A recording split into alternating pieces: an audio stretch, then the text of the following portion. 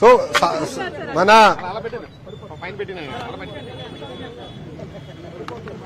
So అందుకే సాక్షి అన్న మీ పేరేంటో చెప్పండి అబ్బా.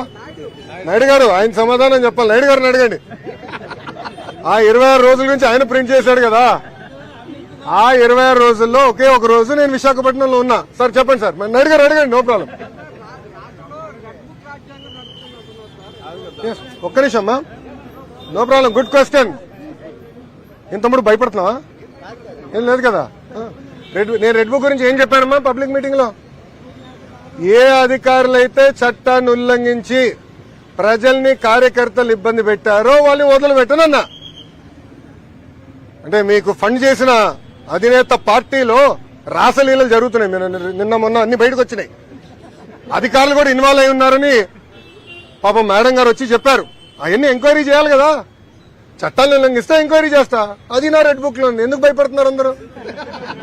నాది రాజారెడ్డి రాజ్యాంగం కాదు స్వామి. నన్ను ఆపేదానికి మీ ఇన్వెస్టర్ జగన్మోహన్ రెడ్డి గారు ఆనాడు జియో 1 తీసుకొచ్చాడు.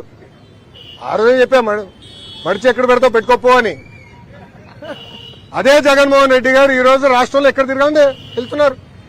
Z+ కేటగిరీ సెక్యూరిటీ ఇచ్చి మరి పంపిస్తున్నాం ఆయన్ని. ఇంకేం కావాలి ఆధారాలు నీకు? సార్ ఋషికొండ ప్యాలెస్ లోపల ఏముందో ఇంకా నేను చూడాల్సిన అవసరం ఉంది. అంత డబ్బులు ఎట్లా ఖర్చు అయిందో నాకు అర్థం అవట్లా. అంటే ఒక టబ్బు 30 లక్షలు అంటున్నారు. ఇట్లా అనేక వార్తలు వచ్చినాయి. నేను ఫోటోలు చూశాను, వీడియోలు, అంటే మీరే వెళ్ళి వీడియోలు తీశారు. అక్కడ ఛాంబర్ ఉన్నట్టుంది ముఖ్యమంత్రి గారు. అదే దాదాపు ఒక 2 నుంచి 3 వేల స్క్వేర్ ఫీట్ ఉంటుంది అనుకుంటా ఒక్క రూమ్. అంత అవసరం లేదు ముఖ్యమంత్రి గారు అంత రూమ్ అవసరం లేదు. నాకు కొంత అవగాహన ఉంది ఆ సబ్జెక్ట్ మీద. అడ్డాగోలుగా ప్రజాధనాన్ని ఖర్చు పెట్టారు. దానికి దేనికోసం వాడాలి అని అనేది మళ్ళీ చర్చించాల్సిన అవసరం ఉంది. Yes sir. గిరిజన ప్రాంతంలోనే విద్యార్థులు స్కూల్కి వెళ్లే విద్యార్థులు చాలా వసతులు లేకుండా ఇబ్బంది పడుతున్నారు. అవును. స్కూల్కి వెళ్లే ఇబ్బంది కూడా చాలా పడుతున్నారు. అవునండి. వాళ్ళు స్కూల్కి వెళ్ళే మార్గం కూడా వాగులు దాటి వెళ్ళాలి. అవునండి. దాని నుంచి ఏ విధంగా వాళ్ళకి మీరు చూస్తే గత ప్రభుత్వం ఒక కార్యక్రమం చేపట్టి దాదాపు 9,000 కోట్ల రూపాయలు ఖర్చు పెట్టారు.